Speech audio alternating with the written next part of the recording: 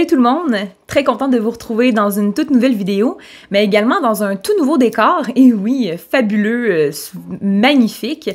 Bon, comme vous le savez, beaucoup d'entre vous qui me suivent depuis le début, je suis pas le genre de personne qui fait des décors extrêmes, qui met des posters de tueurs en série ou encore d'affaires criminelles. Dernièrement, on a fait des rénovations, des nouvelles décorations dans la maison, puis dans les dernières vidéos, on filmait comme juste là, et là, le meuble d'ordinateur où je filme est rendu ici. Donc, en background, on voit mon super lit, mon nouveau mur vert qui était jadis jaune. Ne me demandez pas pourquoi jaune, je ne le sais pas moi-même, puisqu'on l'a changé. Dans les dernières années, je sais qu'à un moment donné, j'avais fait un mur semblant de briques où j'avais inscrit des noms de tueurs en série ou des affaires criminelles très connues. Mais je suis quelqu'un qui aime changer de décor souvent. J'aime changer de couleur, j'aime changer de texture, de cadre, de tableau, bon bref. Je suis pas très stable en ce qui concerne la décoration intérieure. Donc voilà, c'est pour ça qu'on change souvent de décor. Mais là, je vais vraiment essayer de garder ça comme décor. C'est pas top, c'est pas majestueux, c'est pas mystérieux, c'est ma chambre. Bon.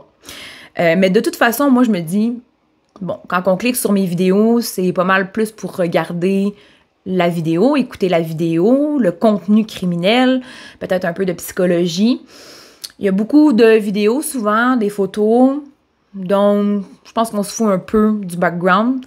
Donc, on va se contenter de ma tête, de mon lit, puis du mur vert. Point barre. Donc, aujourd'hui, on va se plonger dans une toute nouvelle vidéo, une disparition qui date quand même du 7 décembre 1958. Ça fait quand même très longtemps et encore aujourd'hui, c'est une disparition qui est mystérieuse et irrésolue. On ne sait toujours pas ce qui est arrivé. Bon, évidemment, on a des théories. Il y a beaucoup de gens qui parlent, mais encore une fois, bon, côté judiciaire, côté policier, on reste encore dans le néant. Alors, sans plus tarder, je vous laisse le temps de vous installer bien confortablement, doudou sur les genoux, et on est parti dans le crime d'aujourd'hui.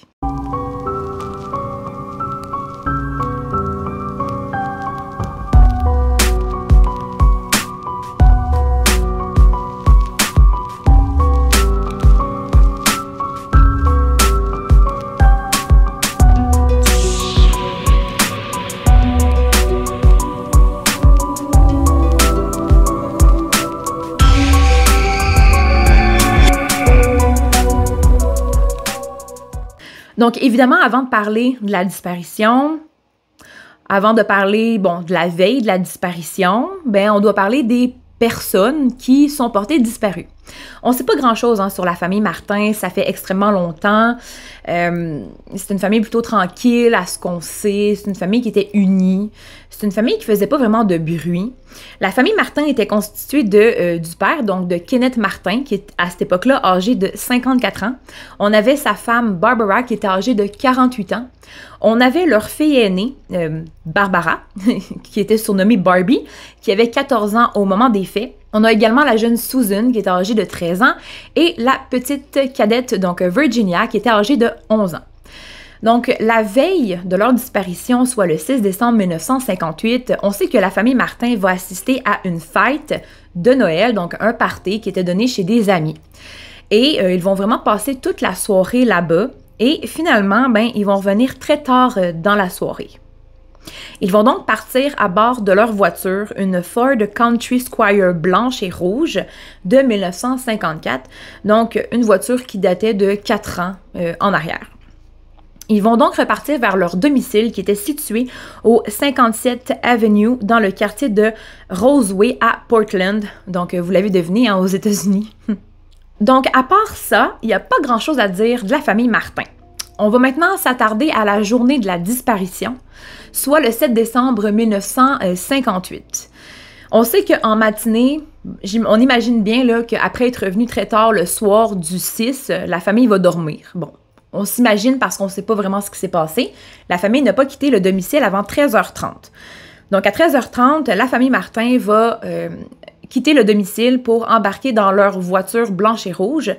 Donc, toute la famille. Kenneth Martin, Barbara, Barbie, Virginia, Susan. Donc, de 13h30 à 15h, on sait pas trop où ils sont allés, mais on sait que Dean Baxter va voir la famille à 15h remplir 5 bidons d'essence à la station-service de Cascade Locks dans le comté de Hood River, toujours en Oregon.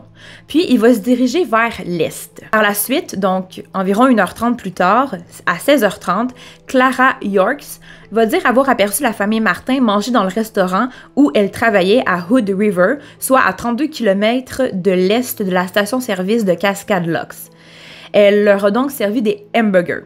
Là, on ne sait pas exactement l'heure, mais en décembre, bon, le soleil se couche un peu plus tôt que d'habitude. Normalement, le soleil va se coucher vers 17h, 18h, 19h. Ça dépend vraiment des villes, mais également où tu te situes en Amérique. Et ici, au Québec, le soleil se couche très tôt là, en décembre. Là, en hiver, il se couche à 17h, là, 17h30, là, gros maximum. Donc, on peut peut-être théoriser sur le fait que, bon, lorsque le soleil se couche, il y a des témoins automobilistes qui vont dire avoir vu la famille Martin de l'autre côté du fleuve Columbia sur la rive nord, donc dans l'État de Washington. Et là, moi, j'ai fait mes petites recherches. Évidemment, vous me connaissez là, avec le temps, je pense. On sait que de leur domicile à Roseway, c'est 43 minutes en voiture jusqu'à Cascade Locks. Ensuite, de Cascade Locks jusqu'à Hood River, c'est 20 minutes. Et de Hood River jusqu'au fleuve Columbia de Washington, c'est 43 minutes. Et là, tous les témoins qui vont dire avoir vu la famille Martin vont décrire Kenneth comme quelqu'un qui portait une veste brun clair, un pantalon foncé. Ils vont décrire Barbara qui portait un manteau bleu marine, une veste à motif écossaise et une robe noire. Ils vont dire que Barbie portait une veste beige et un jeans roulé aux chevilles. À ce moment-là, on n'a aucune description de Susan et de Virginia, mais vous allez voir au fur et à mesure de la vidéo, on peut penser qu'à ce moment-là, Susan et Virginia n'étaient déjà plus avec la famille Martin. Mais là, comment l'enquête va commencer? Qui se rend compte que la famille Martin a disparu? Ben, la disparition va vraiment être annoncée 2 jours plus tôt après la vraie date de disparition de la famille Martin, soit le lundi, le 9 décembre 1958, alors que Kenneth ne se rend pas à son travail, ce qui était vraiment pas une habitude pour lui. C'était un homme très responsable. Et là, ben, le lundi matin, son patron l'attend. Pas de nouvelles. Il va attendre 30 minutes, 1 heure, pas de nouvelles. Tu sais, il peut être pris dans le trafic, bon, pourquoi pas, avoir manqué son cadran, son réveil matin, mais non.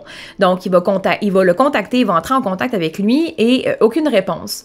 Donc, c'est vraiment dans la journée du lundi, le 9 décembre, que finalement, la police va être appelée pour aller faire un check-up chez la famille Martin. Donc, en fait, le patron de Kenneth s'appelle Tyler Echols et il va appeler la police pour que la police entre chez Kenneth pour voir qu'est-ce qui se passe. Est-ce qu'il est arrivé quelque chose de bizarre? Parce que, ben, en fait, le lundi matin, les enfants n'étaient pas non plus à l'école. Donc, ça aussi, ça va venir vraiment grossir un peu l'inquiétude qu'on a là, pour la famille Martin. La police va se rendre chez la famille Martin. Eux, ils vont pouvoir entrer dans la maison et ils vont constater qu'il n'y a absolument rien de bizarre. Il y a de la vaisselle sur le comptoir, il y a une brassée de linge qui est terminée dans la laveuse. La voiture de la famille Martin n'est pas là non plus. Donc, vraiment, quand on entre dans la maison, on voit la maison, ben on se rend bien compte que la famille devait revenir, veut pas. C'est pas vraiment une disparition qui est volontaire, mais peut-être tout simplement que la famille était ailleurs. Ils ont peut-être été appelés pour, je sais pas moi, une urgence familiale autre, et ils n'ont pas eu le temps d'aviser l'école ni le travail de Kenneth. Les policiers vont également fouiller les comptes bancaires de Kenneth et de Barbara et ils vont y trouver une grande somme d'argent qui est importante, là, qui dormait. Donc, il n'y a pas de retrait bancaire depuis le samedi, il n'y a pas rien de spécial dans le compte.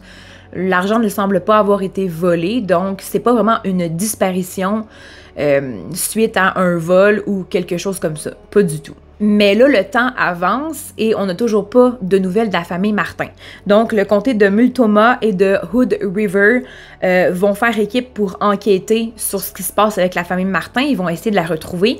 Même s'ils ont eu une urgence personnelle ailleurs, on n'a pas de nouvelles d'eux.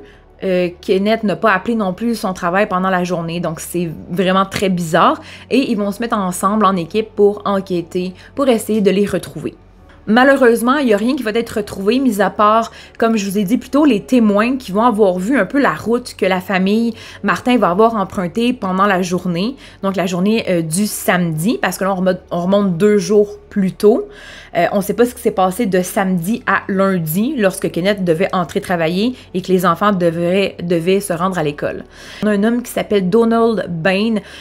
C'est un chercheur bénévole qui va trouver des marques de pneus fraîchement faites à la falaise qui surplombe la rivière de la ville de Dales. Dales, c'est une ville qui va se trouver à Wasco, donc dans l'État de l'Oregon. Donald Bain va trouver des traces de pneus qui vont jusqu'à la falaise, mais aucune qui recule, donc qui revient. Ça va vraiment mettre des soupçons sur cette falaise-là. Est-ce que la famille Martin aurait tombé de la falaise? Parce que, en fait, avec les expertises les expertises à cette époque-là, ils vont bien réaliser que les traces de pneus sont les mêmes que la voiture que Kenneth Martin conduisait. Là, lorsque Donald va découvrir les traces de pneus qui ont été faites, qui s'en allaient vers la falaise mais qui ne revenaient pas, il va analyser les lieux et il va également réaliser que sur les rochers contenaient de la peinture rouge et blanche, donc la même peinture en fait que la voiture des Martins. Et on sait que les couleurs des voitures vont être différentes d'une marque à l'autre. Ce qui est plate dans cette histoire-là, c'est que lorsque Donald va aviser la police de Dallas, celle-ci va confirmer que les couleurs n'ont absolument rien à voir avec la disparition de la famille Martin et ils ne vont prendre aucun échantillon des 2 couleurs qui étaient sur les rochers pour les analyser avec la marque de la voiture des Martins. Or, lorsqu'on prend 2 voitures de 2 marques différentes, rouge par exemple, bien le rouge va être très différent d'une voiture à une autre. Il va porter une autre couleur, un autre numéro, il va avoir 2 teintes complètement différentes. Si on avait analysé les 2 couleurs, donc le blanc et le rouge, sur les rochers, on aurait peut-être pu faire une concordance avec le blanc et le rouge de la voiture Martin, mais ça n'a pas été fait. Le 10 décembre 1958, il y a une petite découverte qui va être trouvée. En fait, à côté de l'autoroute du fleuve Columbia, les enquêteurs vont retrouver une voiture qui avait été déclarée volée, donc une Chevrolet blanche, qui était exactement au même endroit où la voiture des Martin ainsi que la famille Martin avait été vue pour la dernière fois. La journée même, des passants avaient vu cette voiture-là et dans les dossiers, dans les documents, on dit que ces passants-là avaient trouvé eux aussi la voiture et à côté de la voiture, ils avaient trouvé une arme pleine de sang séché. Ils l'avaient pris et ils étaient allés la donner aux enquêteurs. Donc, ils ont trouvé la voiture et l'arme, ils ont pris l'arme, sont partis la donner aux enquêteurs et les enquêteurs, pendant leur fouille, ont trouvé la Chevrolet. Ce qui est vraiment bizarre, c'est que les passants qui ont trouvé l'arme n'avaient jamais mentionné avoir trouvé une Chevrolet blanche. Et là, dans les recherches, on dit que lorsque la police a reçu cette arme pleine de sang séché-là, ils l'ont examinée et par la suite, ils l'ont redonnée aux passants qui l'avaient trouvée. Donc, aujourd'hui, on n'a plus de traces de cette arme-là. En fait, pourquoi? Qu'est-ce qui s'est passé lorsque la police a donné l'arme que les passants mystérieux avaient trouvée près de la Chevrolet blanche où la voiture des Martin avait été vue pour la dernière fois? C'est tout simplement parce que au moment de la disparition des Martin, il y a beaucoup de services de police qui enquêtaient sur leur disparition. Et à cette époque-là, il faut dire qu'il n'y avait pas beaucoup de communication entre les villes ou encore entre les départements de police. Donc, au moment où les passants avaient donné l'arme, les enquêteurs n'ont pas fait le lien entre l'arme, la voiture et la disparition des Martin. C'est pour ça que les enquêteurs ont redonné l'arme aux passants. Parce qu'à ce moment-là, il faut dire que dans la disparition des Martin, il y avait 3 services de police qui enquêtaient. Donc, on avait l'État d'Oregon, on avait Washington et on avait Hood River, donc les 3 endroits où la famille Martin avait été vue la journée de leur disparition. Et là, tranquillement, dans l'enquête, on va vraiment faire le lien entre la Chevrolet blanche et la disparition des Martin. Pourquoi? Parce que les enquêteurs vont faire une petite enquête sur la Chevrolet blanche et ils vont découvrir que Lester Price, qui est un ancien détenu, avait emprunté la Chevrolet blanche à un de ses amis et avait omis de lui rendre. Donc après, cet ami-là avait fait une déclaration de voiture volée, donc la Chevrolet blanche. C'est pour ça qu'ils ont fait le lien entre la Chevrolet blanche et Lester Price. Et en même temps, pendant leur enquête sur la Chevrolet blanche, les policiers vont recevoir beaucoup de rapports qui vont placer la Chevrolet blanche sur les lieux où la famille Martin avait été vue pour la dernière fois. On sait également que Lester Price, la nuit de la disparition des Martin, avait été vu dans la Chevrolet blanche avec un autre de ses amis, un autre ex-détenu qui s'appelle Roy Light. Et là, au fil de l'enquête, doucement, on se rend compte que les deux hommes, donc Lester Price et Roy Light, avaient fréquenté la même prison de Saint-Quentin. Et Clara Yorks, vous savez, la fille qui travaillait dans le restaurant, qui avait vu la famille Martin y manger et qui leur avait servi des hamburgers, ben cette journée-là, elle a vu également les deux anciens détenus dans ce même restaurant-là, pas trop loin à une table des Martin, et ils ont quitté le restaurant en même temps que la famille Martin. Et là, pendant l'enquête, il y a une autre preuve qui va être trouvée, mais encore une fois, aucun lien ne va être fait. Lorsqu'on a fouillé la Chevrolet blanche qui a été retrouvée, un gant va être également retrouvé et ce gant-là ressemble étrangement à celui que pourrait ou pouvait porter Barbara Martin au moment de la disparition de la famille et de la voiture. Et là, bien qu'on va soupçonner Lester Price et Roy Light de la disparition des Martin, le FBI va finalement s'incruster dans l'enquête et eux, ben, ils vont prendre un fragment du rocher où de la peinture blanche et rouge avait été retrouvée par Donald, donc le chercheur bénévole.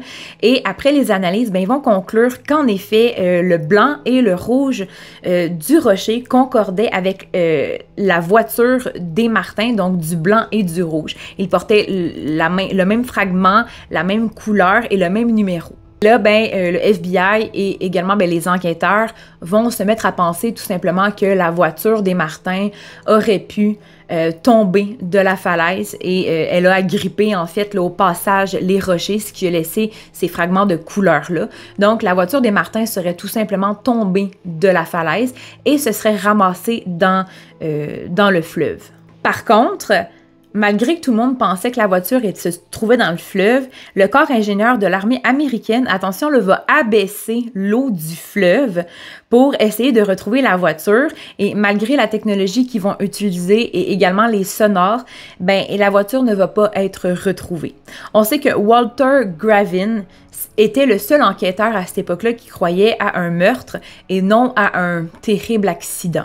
Les recherches vont quand même continuer. Donc, le 1er mai 1959, Walter Gravin se trouve en bateau. Il fouille encore le fleuve avec d'autres enquêteurs, évidemment. Là. On pense que la voiture est quand même dans le fleuve, même si on ne l'a pas retrouvée avec le corps de l'armée américaine. Eh bien, avec son ancre, il va accrocher quelque chose avec son ancre, mais il va sentir que cette chose-là est trop lourde pour que ça reste accroché à l'ancre. Le 2 mai 1959, donc le lendemain, un couple qui pêchait vont voir deux corps flotter près de l'écluse des Cascades. Premier corps qui va être repêché, ça va être celui de Susan, qui va être repêché près du campus de Washington, tandis que le lendemain, donc le 3 mai 1959, ça va être le corps de Virginia qui va être repêché au barrage de Bonneville. Donc, comme on avait théorisé un peu plus tôt, Susan et Virginia sont les seuls corps à avoir été repêchés donc dans un délai de 2 jours, ce qui veut dire sûrement que les deux filles n'étaient pas dans la voiture des Martin. Et là, attention, les corps de Susan et de Virginia vont être examinés, donc vont en faire une autopsie. Et pendant l'autopsie, on va se rendre compte que les deux filles avaient des trous dans leur tête. Donc, le médecin légiste va conclure que les deux filles avaient été tirées au moins une fois. Par contre, il ne va pas conclure que les causes de leur mort, c'est le fait d'avoir été tirées, mais elles se sont tout simplement noyées puisque de l'eau a été retrouvée dans leurs poumons. Le médecin va également retrouver des traces de hamburger dans leur estomac et les traces d'hamburger notent qu'elles auraient mangé ces hamburgers-là 2 heures avant leur mort. Donc, sachant qu'ils ont été vus au restaurant à 16h30 pour la dernière fois de Hood River le 7 décembre 1958, ça va juste démontrer que la famille est décédée aux alentours de 18h30 ou du moins que Susan et Virginia, elles, sont décédées autour de 18h30. Donc là, on va se mettre à vraiment théoriser. On se demande, est-ce que Virginia et Susan étaient dans la voiture? Est-ce que pendant leur route, Lester et Roy auraient pas arrêté la famille Martin, auraient kidnappé Susan et Virginia et auraient provoqué un accident à la falaise? Est-ce que les 2 hommes, pendant ce temps-là, auraient torturé d'une façon ou d'une autre Susan et Virginia et par la suite les auraient tirés avec l'arme qui a été retrouvée? Les policiers, eux, vont penser tout simplement que lorsque Walter, l'enquêteur, était au bateau et il a lancé son ancre à l'eau, il aurait tout simplement ouvert la voiture de la famille Martin, ce qui aurait fait en sorte que les corps de Susan et de Virginia à la surface. Et on sait que Walter Griffin était l'un des enquêteurs qui a travaillé sur la disparition de la famille Martin depuis le début. Et il a laissé beaucoup de notes, en fait, lorsque les enquêteurs vont travailler sur des dossiers, ils vont se faire des dossiers, ils vont se faire des notes, des feuilles de dossiers. Et Walter avait réussi à relier un nom, donc il a écrit un nom dans ses notes, Donald Martin. Donald Martin était le fils aîné de Kenneth et de Barbara et il a réussi à relier Donald Martin à l'arme qui a été retrouvée près de la Chevrolet blanche. Là, ça vient mélanger toute l'enquête. Est-ce qu'on laisse de côté Lester et Roy? Est-ce qu'on met les 3 ensemble plutôt? Est-ce qu'ils auraient concocté quelque chose? Donc, quelques années avant le drame, Donald avait travaillé chez Meir & Frank, un magasin d'articles de sport, chasse et pêche. Il a été renvoyé après avoir été accusé de voler du matériel, notamment une arme à feu. Cette arme à feu, plus précisément, qui a été retrouvée près de la Chevrolet blanche. De plus, on sait que Donald était en froid avec ses parents, Kenneth et Barbara, puisque quelques années plus tôt, Donald avait finalement avoué à ses parents qu'il était homosexuel. Et on sait que la famille Martin était une famille très religieuse. À ce moment-là, Kenneth et Barbara n'étaient vraiment pas contents de cette nouvelle-là, ont même envoyé Donald dans une école religieuse, mais finalement, Donald a fini par abandonner cette école-là et il est parti de la maison. On sait qu'au moment des faits, donc au moment de la disparition de la famille Martin, Donald travaillait dans la marine américaine, vivait dans l'est des États-Unis au moment des faits. Donald n'est pas non plus allé à l'enterrement de ses sœurs.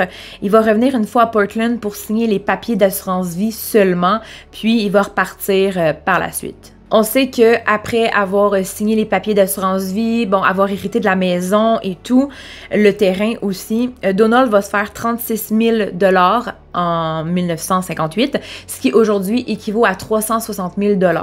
Et là, Donald, évidemment, va être interviewé et il va dire à l'enquêteur Walter que il connaissait personne qui aurait pu faire de mal à sa famille, mais c'est sûr que pour lui, ce n'était pas du tout un accident. On sait également que au moment des faits, Donald avait 28 ans. On sait que plus tard, il est déménagé à Hawaï, il s'est marié, il a eu 4 enfants et il est mort en 2004. Et le détective Griffin est mort en 1988 et dans ses notes du dossier de Lost Martin, il va vraiment focusser sur Donald Martin, que ce serait vraiment lui qui était relié à tout selon la famille Martin. On peut beaucoup théoriser, on peut se poser beaucoup de questions. Est-ce que c'est Donald vraiment qui aurait assassiné sa famille? Si on part sur l'idée que c'est Donald Martin, pourquoi? Bon, il aurait assassiné sa famille. OK, il était homosexuel. Ça aurait peut-être pu être une chose assez suffisante pour le mettre en colère et assassiner sa famille, mais pourquoi alors il s'en serait pris à ses sœurs? Est-ce que ses sœurs aussi avaient aussi mal réagi? Est-ce que ses sœurs s'étaient montrées contre lui, avaient plutôt pris pour leurs parents? Ça, on ne le sait pas. En ce qui concerne Lester Price et Roy Light, est-ce que c'est des tueurs opportunistes qui ont simplement croisé la route des Martins? qu'ils ont trouvé que cette famille-là avait l'air intéressante à tuer, à voler. Peut-être que, comme on a théorisé un peu plus tôt, est-ce que ce serait pas... Est-ce que les deux hommes n'auraient pas arrêté la famille Martin, auraient kidnappé Susan et Virginia sous une arme, bon, l'arme qui a été retrouvée. Il aurait fait en sorte que les Martin aient un accident à la falaise. Bon, et par la suite, ben, ils auraient torturé Susan et Virginia et les auraient tués pour les lancer dans l'eau ensuite.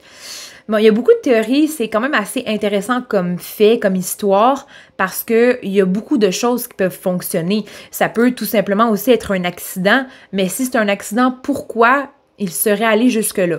En fait, on pense que du haut de la falaise, il y avait justement des armes qui pour eux étaient parfaits pour mettre dans leur salon, mais pourquoi aller aussi loin? Il y aurait peut-être pu rester justement dans leur quartier, des magasins où ils vendent des sapins, des vrais sapins de Noël.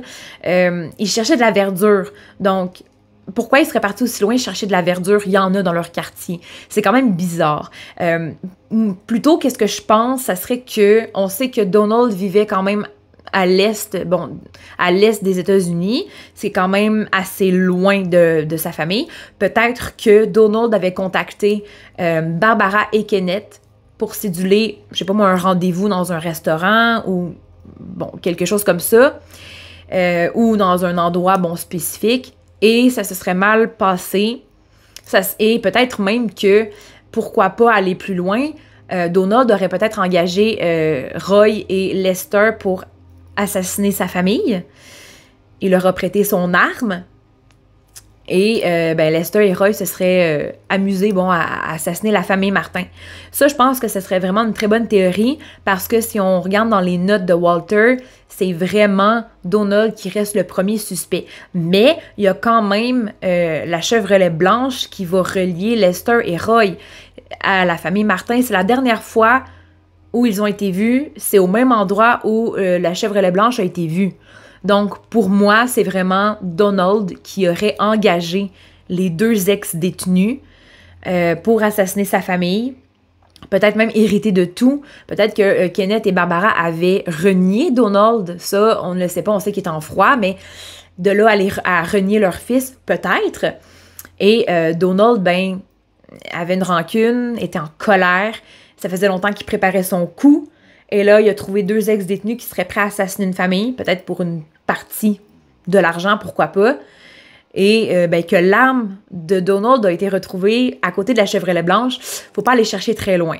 Bref, dites-moi ce que vous en pensez dans les commentaires. N'hésitez surtout pas à m'écrire. J'ai vraiment hâte de vous lire. J'ai vraiment hâte de savoir ce que vous en pensez. Sinon, je vous laisse dans votre soirée, votre journée, votre week-end et on se retrouve pour un prochain sujet. Mais d'ici là, prenez grand soin de vous et de ceux qui vous entourent. Ciao, ciao!